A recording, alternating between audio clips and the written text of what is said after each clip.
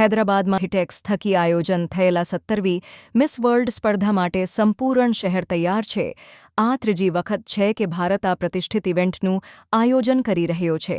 વિશ્વના 140 દેશોની પ્રતિનિધિઓ આ સ્પર્ધામાં ભાગ લઈ રહી છે, જેમાં તબીબી, એન્જિનિયરિંગ, રમતગમત અને સામાજિક ક્ષેત્રના પ્રતિભાશાળી વ્યક્તિઓનો સમાવેશ થાય છે.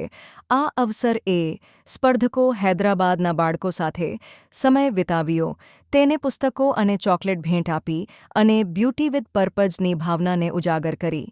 તેલંગાણા રાજ્યે આ ઇવેન્ટને રાજ્યના સાંસ્કૃતિક વારસા, પરંપરા અને આધુનિકતાના સમન્વયને વૈશ્વિક સ્તર પર પ્રસ્તુત કરવા માટે અવસર રૂપે ઉપયોગ કર્યો છે.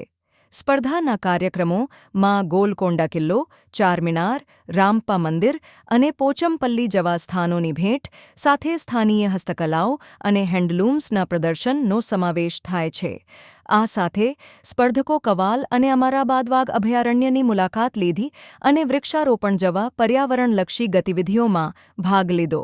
આ ઇવેન્ટ માટે તેલંગાણા રાજ્યે અંદાજિત ₹54 કરોડના ખર્ચમાંથી ₹27 કરોડનો યોગદાન આપ્યો છે, જ્યારે બાકી રકમ પ્રાયોજકો દ્વારા પૂરી કરવામાં આવી છે. રાજ્યે આ ખર્ચને રાજ્યના પ્રવાસન અને નિવેશમાં વૃદ્ધિ લાવવાના પ્રયત્ન રૂપે દર્શાવ્યો છે. તેમ છતાં વિપક્ષ પક્ષે આ ખર્ચ ઉપર પ્રશ્ન ઉઠાવ્યા છે, ખાસ કરી રાજ્યની આર્થિક સ્થિતિને ધ્યાનમાં રાખીને. મિસ વર્લ્ડ 2025ની સ્પર્ધા કેવલ સૌંદર્યની સ્પર્ધા નથી, પણ તે મહિલા સશક્તિકરણ, સામાજિક જવાબદારી અને વૈશ્વિક એકતાને ઉજાગર કરતી એક મહત્વપૂર્ણ ઘટના છે.